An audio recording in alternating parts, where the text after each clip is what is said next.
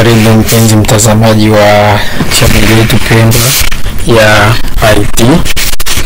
Leo nitakuletea video ambayo kwa wale wote ambao wanaopenda ethical hacking, wanaopenda kuweza kutumia Linux, ambao ni developer. Leo nitakuletea tools ambao itakayokuwezesha wewe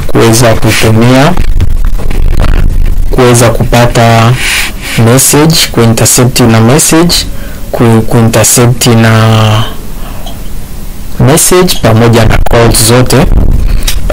Unaweza ukatizi intercept. Kwa hiyo cha kwanza kabisa, let me try to create one. Okay, nadhani nitajitahidi kwenda pole ili tuweze kuelewana.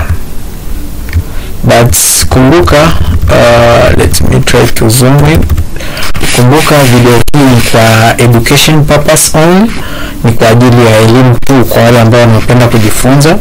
Kwa hiyo kwanza kabisa, jua kuwa kwamba hauruhusiwi kuweza kuingilia mawasiliano au kuingilia message za mtu ambaye haupo authorized au hujaruhusiwa, au kufanya chochote kile ni illegal. Hiyo ni disclaimer. So cha kwanza kabisa, let me try to ls kwenye Linux ni kwa ajili ya kulist. Nitakwenda kwenye tools yangu ambayo inaitwa ni SiegePlate. Hii SiegePlate ni tools ambayo itakayotuwezesha sisi kuweza kupata location, kuweza kupata message, kuweza kupata mawasiliano, kuintercept na vitu vingine. Okay, ili kuweza kwenda kwenye hii SiegePlate tutatumia kitu kinachoitwa cd. cd kwa maana yake nini? Hii ni change directory. Kwa hiyo ni cd maana yake change directory. Then nitaandika ni SiegePlate, then nitabonyeza enter. So let me try to ls kwa ajili ya kuweza kulist, kuweza kuangalia ni vitu gani vilivyoko.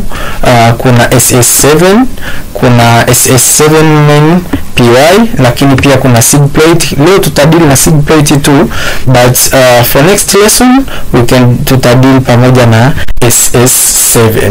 Lengo letu ni kuweza kuona mawasiliano katika kuweza kuona kuintercept na mawasiliano pamoja na message na kadhalika. So kuwa na mimi kuanzia mwanzo mpaka mwisho. Usisahau kusubscribe, kulike, comments.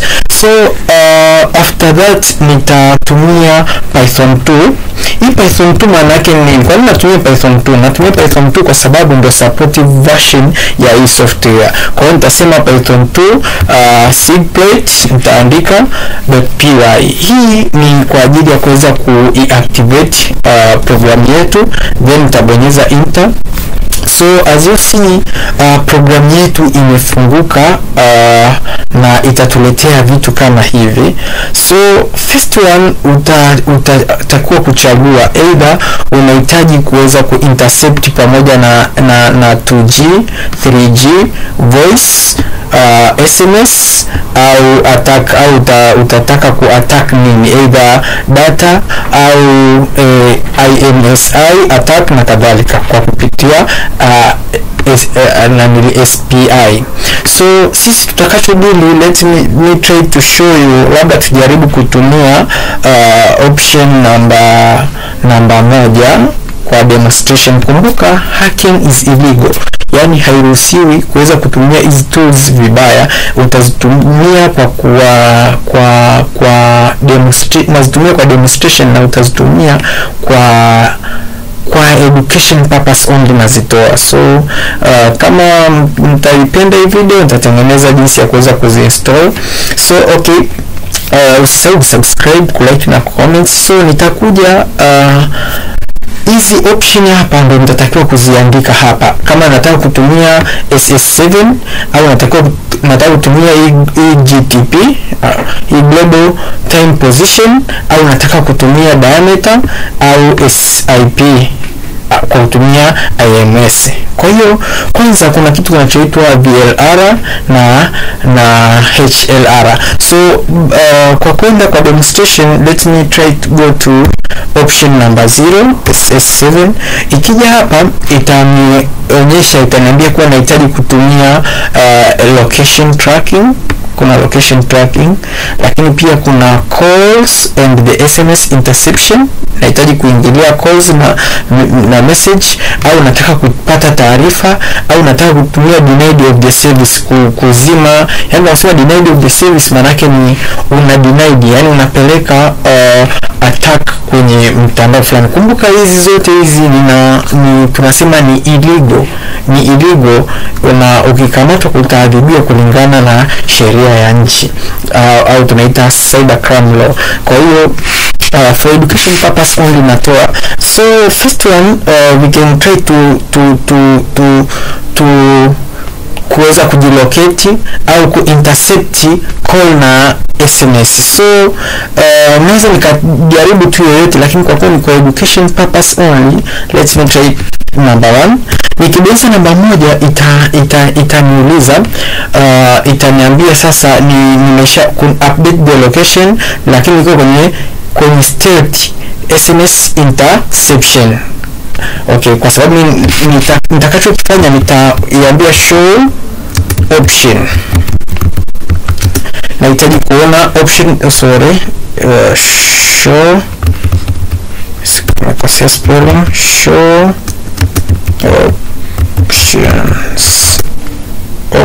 options. Oh my god. Okay, kabla sijaenda ku show options, ni lazima kwanza nichague kwanza hii, nichague kwa kwamba ninataka ku-update location na ku-intercept kwenye SMS. So nitaingiza namba 0 kwanza, sorry. Okay, baada ya hapo itaniambia tayari nimeshaanza ku-intercept. Ku-intercept maana yake nimeshaanza kuingiliana na mfumo. Then baada ya hapo nitakuja kutumia kitu kinachoitwa nitasema show options.